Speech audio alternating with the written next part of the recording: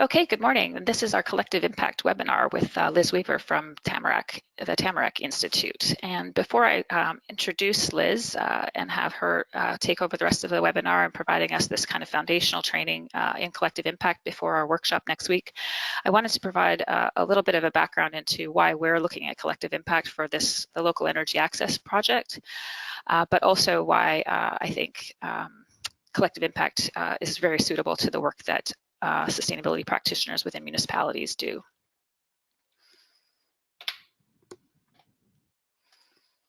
This conference will now be recorded. There we go.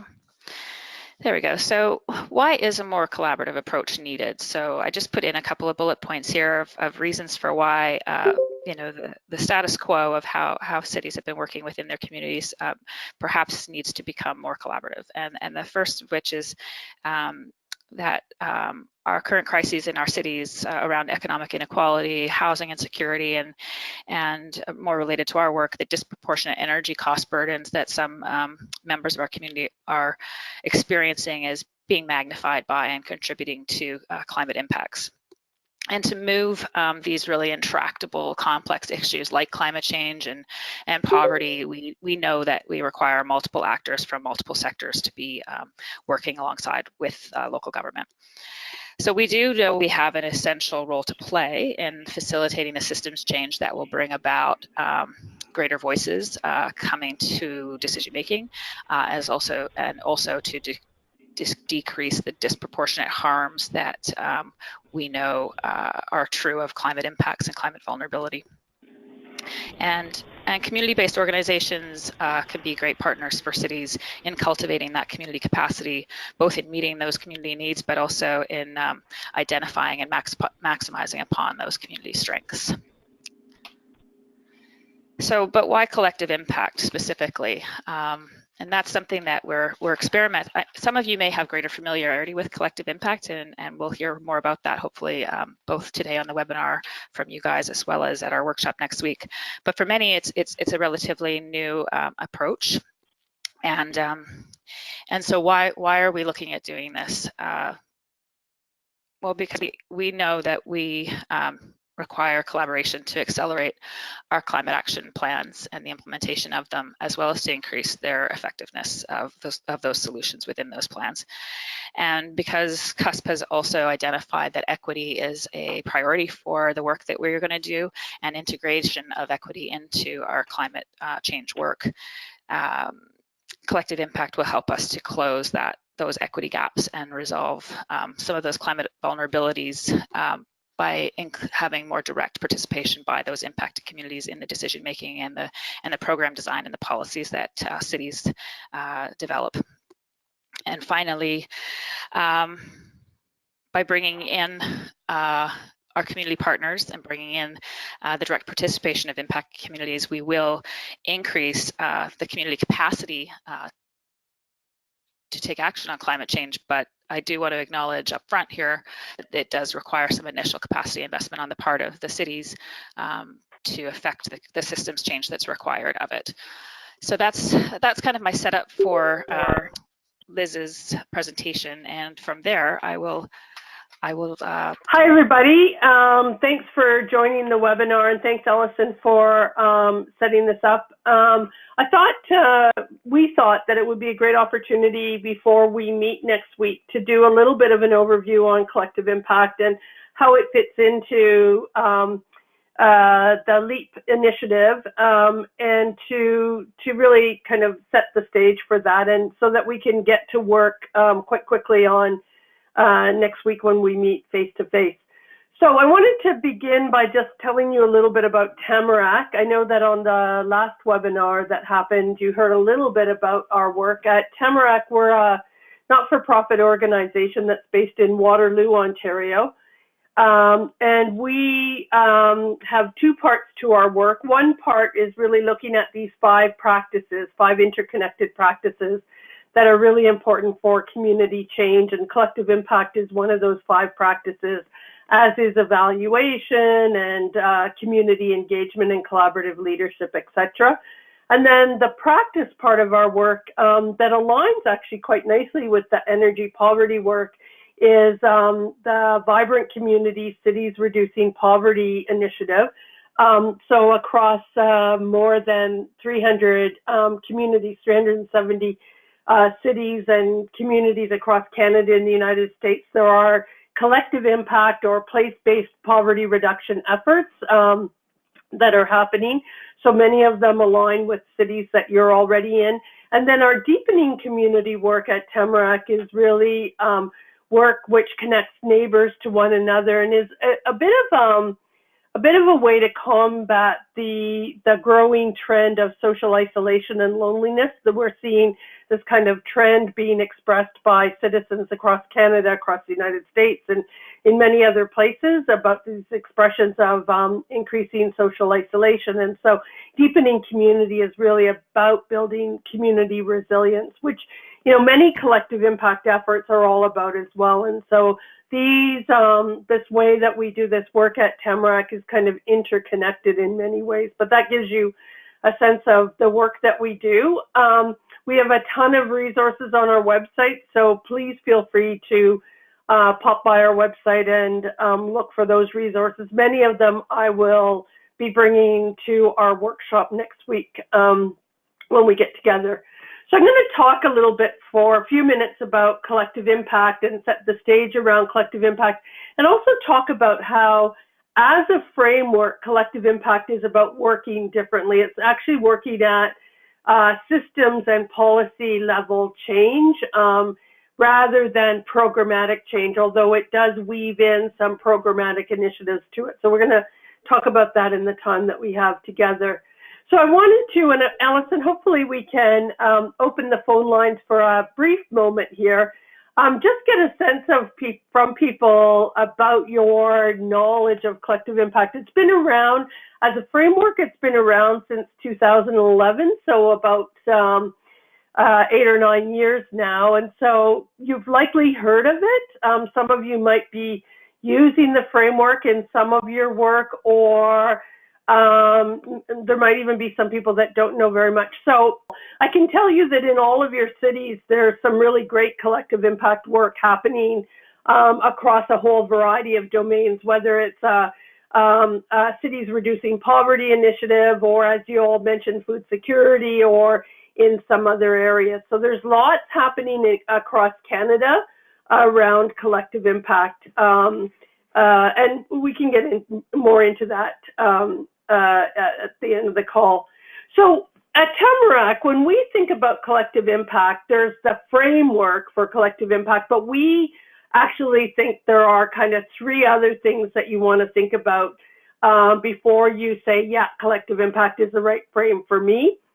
The first thing that we ask people to think about is community readiness. And, you know, given the communities that you all mentioned, you want to think about, you know, if we're taking on energy poverty as our focus, how ready is our community, whether it's the community of people that we've brought around the table to help kind of envision and move the work forward, but also how ready is our overall community to work in this kind of way, to work at a systems and policy change kind of way. So community readiness is really important to consider.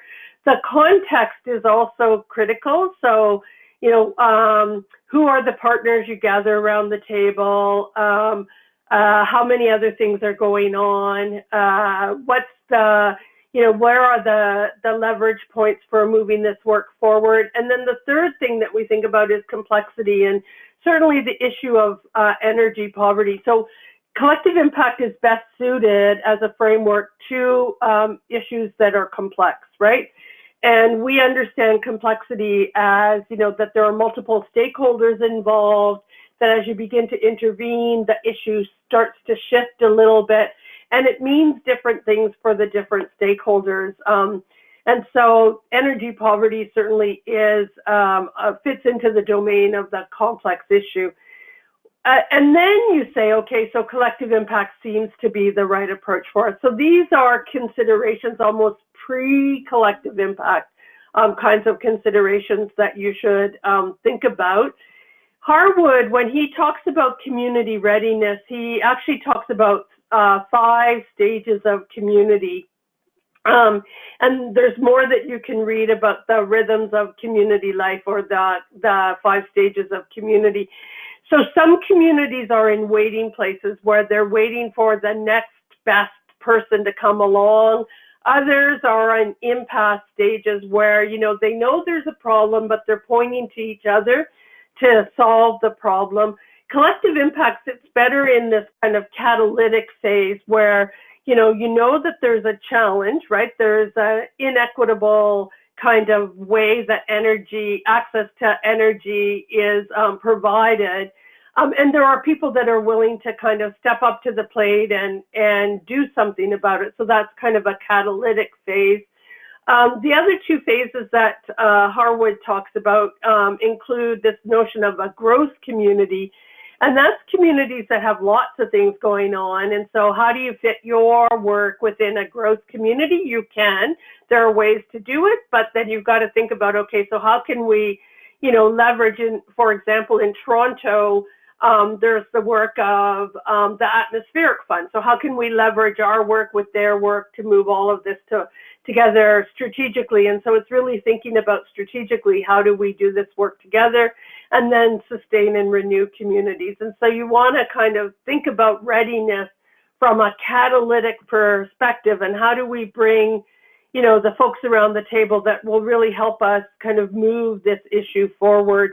And I think that some of the work that has been done around trying to bring community foundations of community foundations to the table, where are some of those other strategic partners that you might want to align with in your local communities, whether they're poverty reduction roundtables, that kind of thing.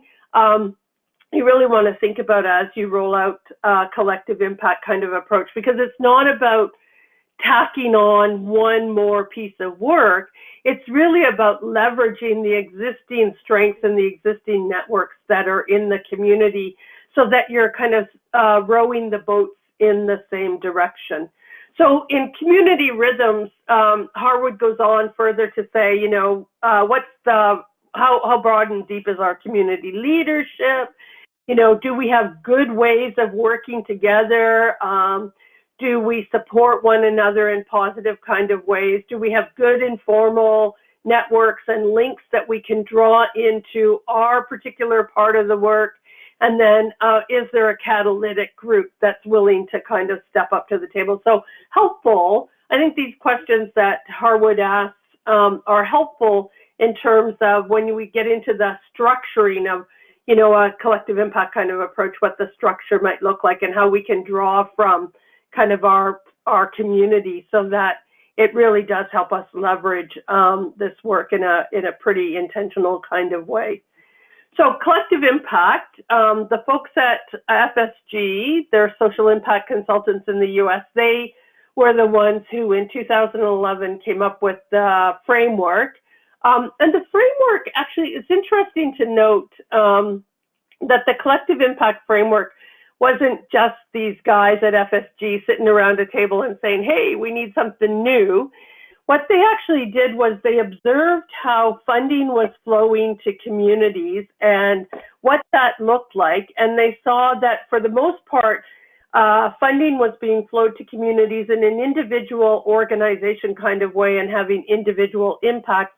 But there was this other kind of work that was happening where funding was flowed to a collective, and this group was working collectively to get to different kinds of outcomes, to get to more systemic outcomes, broader population level outcomes. And so they looked at those examples, and one was the Elizabeth River Project, another one was Strive in Cincinnati and Northern Kentucky, and a third one was an international development initiative. And they said, when funding flows to this collective, there are these 5 kind of core components. So it's actually based out of real-time experience, and this is kind of the definition that they came up with. So it's cross-sector, and it's really about solving a complex social or environmental issue at scale. And the scale, while they in their initial definition said large scale,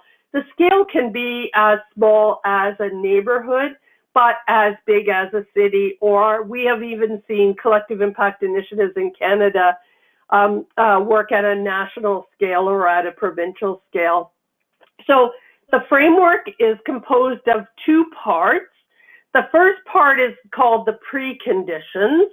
And so the preconditions of collective impact are as important as the 5 conditions. So there are 3 preconditions and 5 core conditions. And, you know, you're in the readiness phase of this work. And so it's really important to kind of consider the preconditions. And the first one is about influential champions. And you want to think about, you know, who are the people that we need to get involved in this work in a way that if they're not sitting at our table, because not every influential champion can sit at the table, we at least need to get them informed about the work so that they have the ability to bring their sphere of influence to bear on the work that we're trying to do.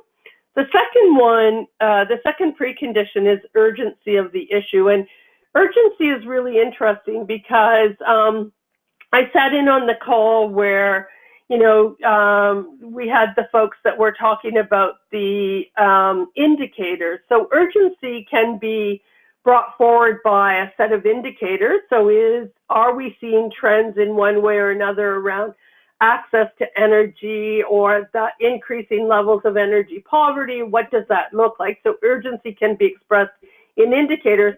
Urgency can also be expressed by how often, you know, these issues of climate are hitting the news. How often are politicians talking about it? There's lots of different ways. How often do citizens in our community consider this issue? And so it is important to consider, you know, urgency from a collective impact perspective, because if there isn't urgency around the issue, it's not that it isn't difficult to move the issue forward, but it's you've got to build a bit more attention to the issue in the short term. My experience at Tamarack, before I joined Tamarack, was I led the poverty reduction initiative in the city of Hamilton. And at the time, that was probably about, we started that about 12 years ago. At the time that we started having our citywide approach to poverty reduction, I can tell you that nobody in the city of Hamilton wanted to talk about the issue of poverty. While it was urgent and the data told us it was urgent, people didn't want to talk about it. Our elected officials thought that if we raised the issue of poverty, that would mean that the city would not be an attractor to business and that we would have all these negative repercussions. And so we had to really consider the issue of urgency in an important kind of way to be able to, you know, navigate our way through it so that we could actually develop a poverty reduction strategy for our city. The final precondition of collective impact is adequate resources, and adequate resources is about, you know, do we have enough human and financial resources to do the work that we need to get done, you know, if we're trying to work at the level of scale. And so these 3 preconditions are important, and we'll spend some time next week talking about these.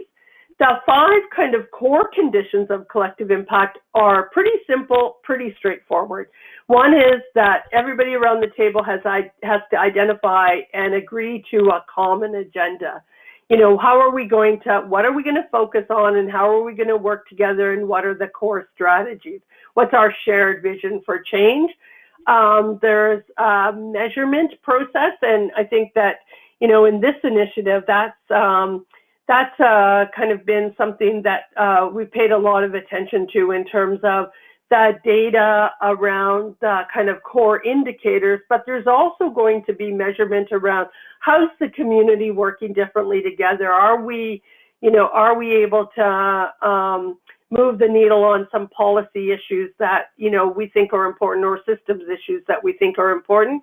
The third condition of collective impact is mutually reinforcing activities. And that's really about leveraging. So I talked earlier about leveraging what already goes on in the community in a way that can help advance this kind of idea of energy poverty or influencing energy poverty. And so it's not about starting new things. It's really about weaving the system, understanding what the system is and weaving the elements together. And all of you sit at really interesting perches in your community that you see the community across different kind of perspectives. But you might also want to think about, are there some other people that we should be bringing to our tables to, you know, bring some of those other connections that we might need so that we can leverage those resources. So the top three, common agenda, shared measurement, and mutually reinforcing activities, are the what of collective impact. Continuous communication and backbone are the how. And so what's interesting about continuous communication is that, you know, when you bring people from different sectors together, you got to talk, you got to figure out how to talk in the same language. You've got to really communicate progress as it's being made, really get buy-in into the common agenda. And those are all the things that happen within a continuous communication kind of approach. And then backbone is really the thinking by the folks at FSG and others that, you know, to do this kind of collective work, we have to move it to the center of somebody's desk. And so who's going to facilitate and coordinate and all of that kind of stuff. And to some degree, Allison plays the role with all of you as providing some backbone support to the overall initiative, but then in the local communities, what's that going to look like, and who's going to take the lead in terms of facilitating and convening conversations. So the 3 preconditions and the 5 conditions of collective impact, pretty simple. What it is it's not a recipe as much as a framework or a set of principles for operating. And one of the things that we've learned at Tamarack as we've worked with, you know, communities in their rollout of collective impact is that Victoria looks different from Toronto, looks different from Saskatoon, and looks different from Halifax. And so the principles are important. The local context is also very critical. So how you might roll it out in Saskatoon, who you might bring around your collective impact table, that's going to be really relevant to Saskatoon. We can learn from one another, but it really is what the local context kind of brings to bear. So collective impact, the next couple of slides really talks about how this is a different way of working. It's really working at a collective level and kind of trying to move to systems level impact. And there are 4 core mindset shifts that have to take place. And the first one is, who do you want to have involved, how you're going to work together, how progress happens, and the leadership that's required. And the first one is to think about, you know, around the issue of energy poverty, who is it that we really need to have on this problem? So, you know, when we've done poverty reduction work at Tamarack, what we've seen as key stakeholders in the poverty reduction work are the business leaders, government leaders, voluntary sector leaders, and people with the lived experience of poverty. And so if you think about the issue of energy poverty, who needs to be around that table? Is it, you know, that set of 4 stakeholders, or are there others that need to also be involved in the conversation? Do they have something that could be leveraged to help move that conversation forward? We'll spend some time in your groups thinking about, you know, who to be involved. And the idea is really this notion of looking at the issue from a variety of different perspectives, right? So that we can do some collective seeing. We can learn about how the issue plays out for different populations and different kind of subpopulations. You know, what does energy poverty mean to people that are experiencing it, but also what does it mean to energy providers? What does it mean to those that are making policy decisions around this? So you want to do some learning around that so that when you develop strategies, it can be about the collective doing. And this is really thinking more about who needs to be at the table, whose voices do we need to really listen to be able to uncover the right kinds of strategies to move the work forward.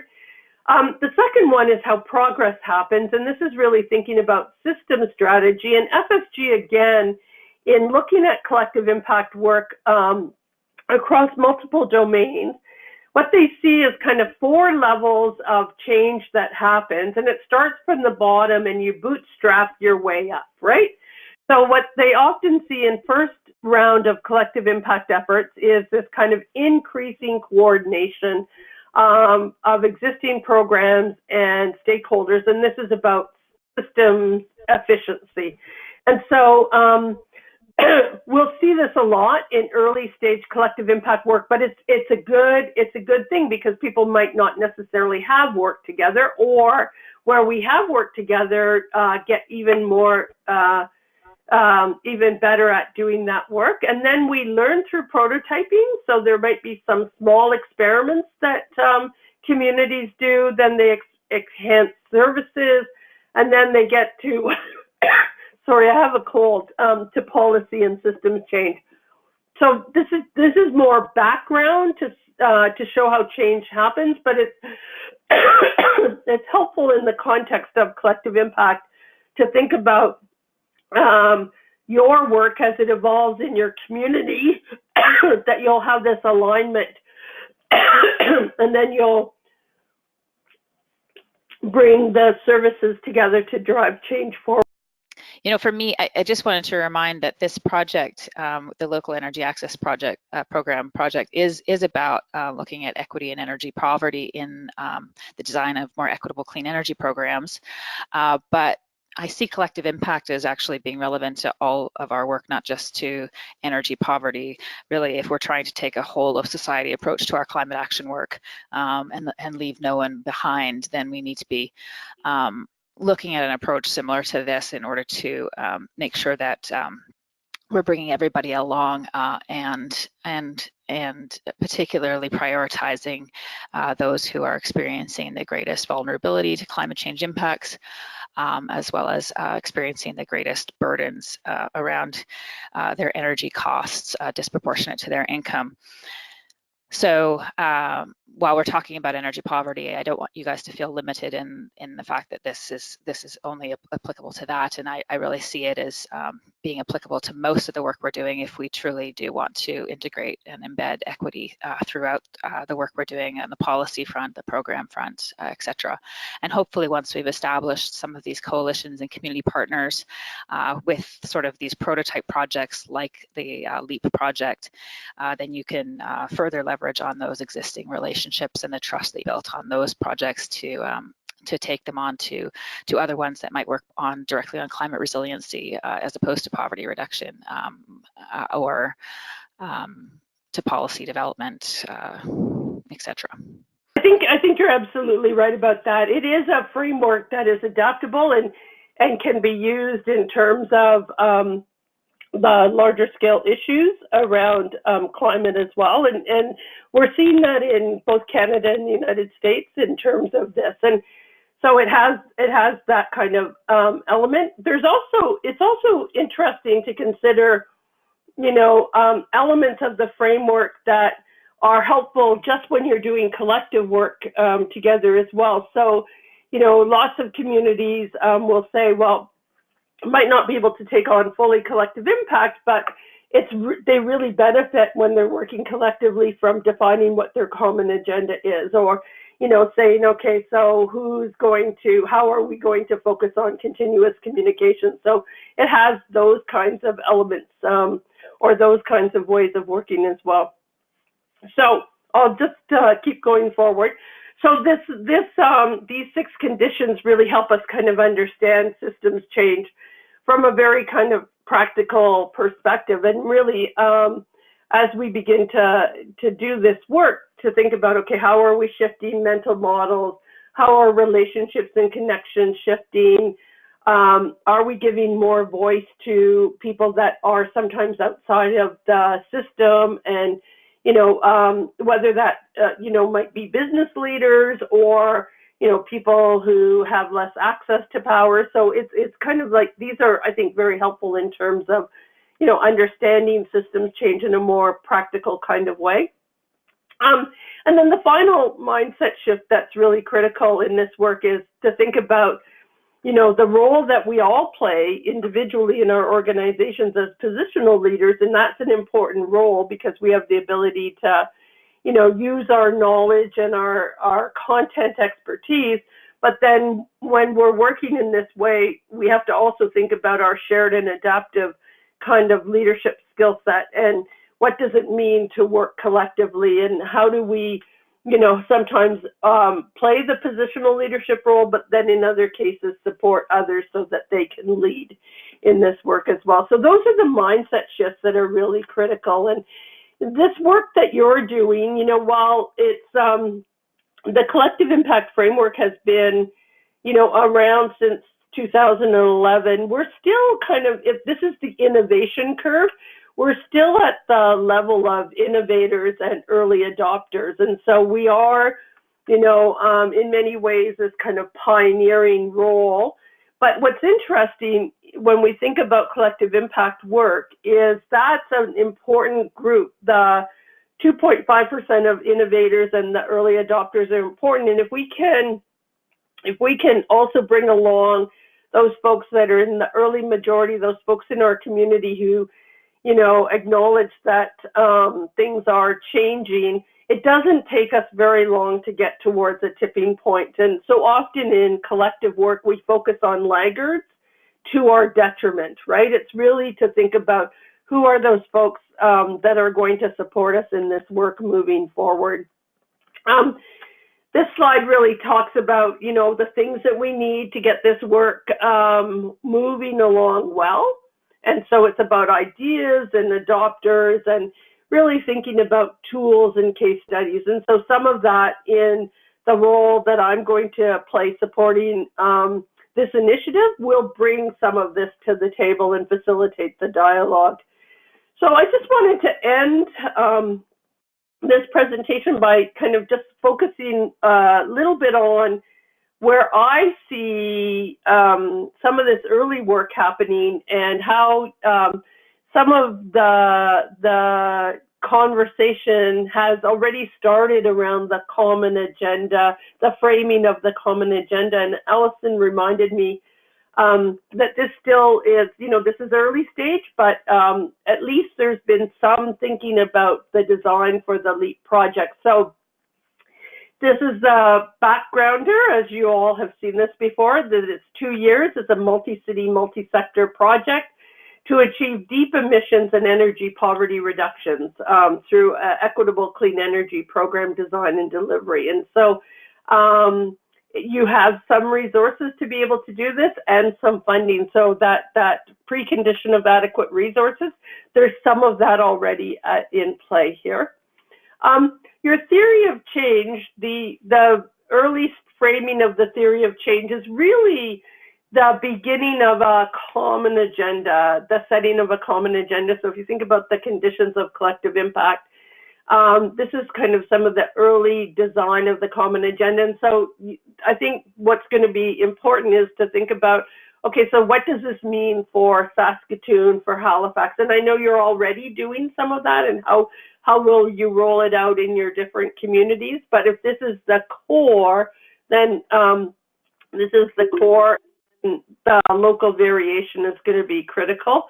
And then the shifting practice, this is the how. And so this is from the work that you've already seen, you know, and this is some of the kind of framing of the common agenda as well, you know, the notion of community data, the ideas of who to engage in the community for co-design and implementation of clean energy programs, and then the structure and the design and the resources and evaluation are part of the kind of core strategies and the shifting of practice. So if you think about the systems change ideas that John Kenya and Peter Senge came up with, the 6 kind of conditions of systems change, some of that is already embedded in this notion of shifting practices in the partner cities as part of this project. So it's interesting to kind of consider where you are in the context of collective impact. So there are some there's the beginning of the framing of the common agenda, certainly some shared measurement and some high-level indicators to help move the work forward.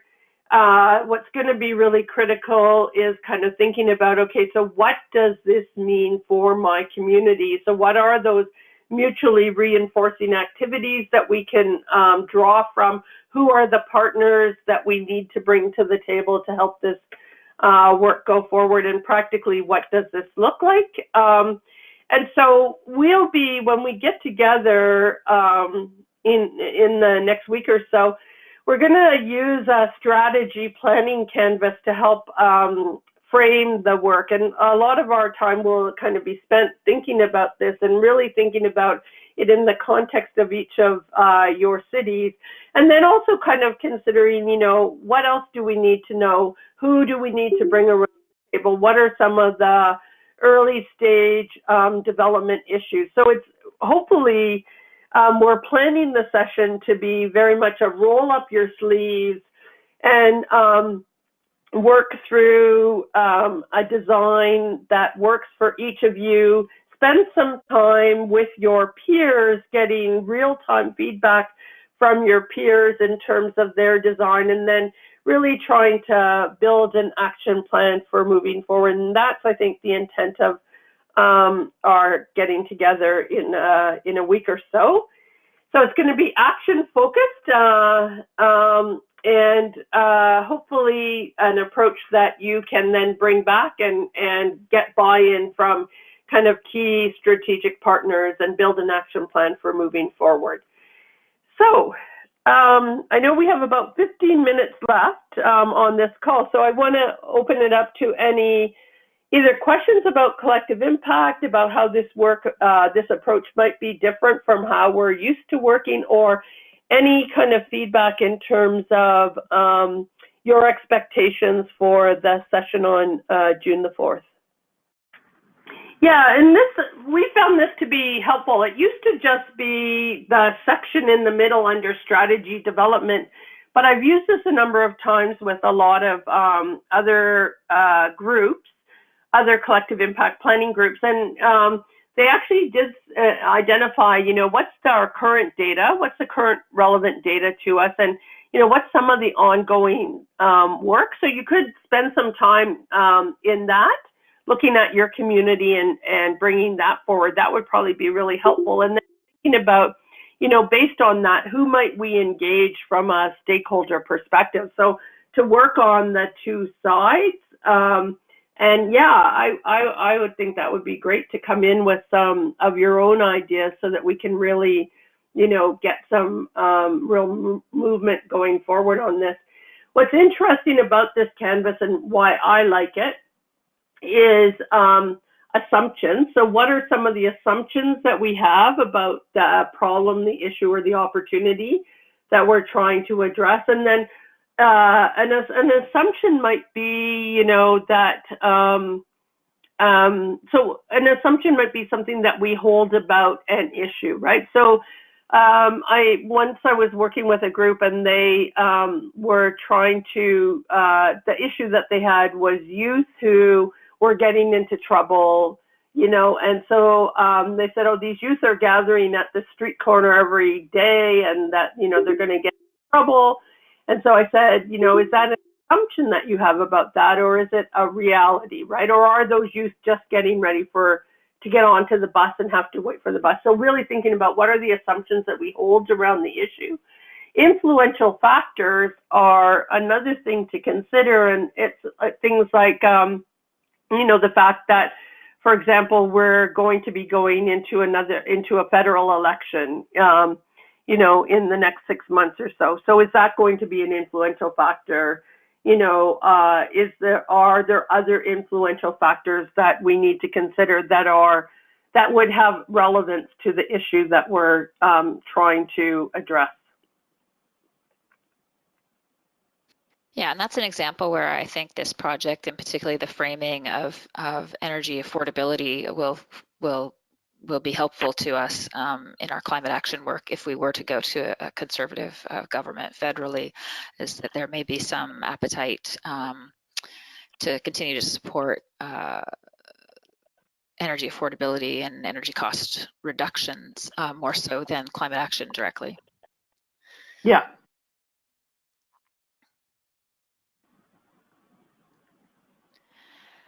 Does anybody It's have Mark here any? from Edmonton. Oh, go ahead, Mark. Yeah, just maybe a question, or maybe trying to get some insight into. I mean, obviously, this is this integrative approach, or bring everybody along approach, is a great thing, but also has some challenges, and maybe that's hopefully in the workshop we can dig a lot more into that as far as how we do that, how we best do that.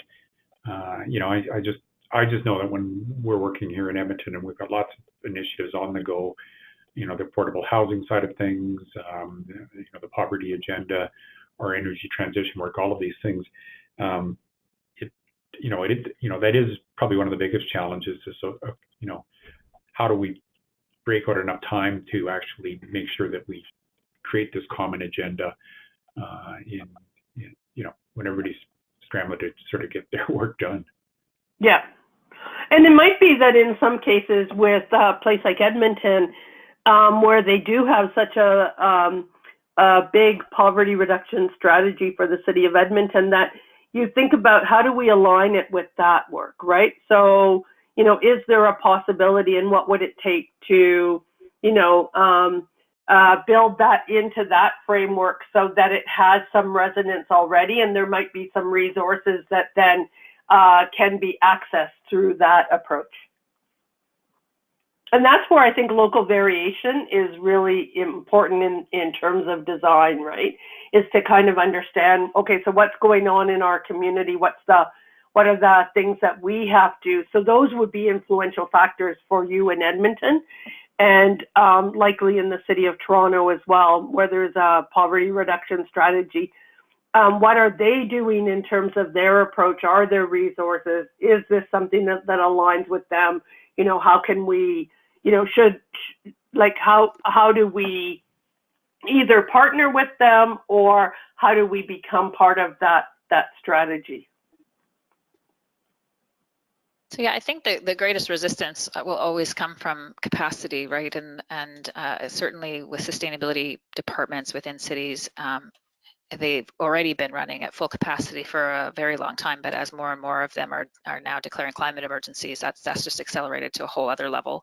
And as we bring in other emergent issues or overlapping issues like equity into it, I think some people definitely feel like you know, the pile is just getting overwhelming.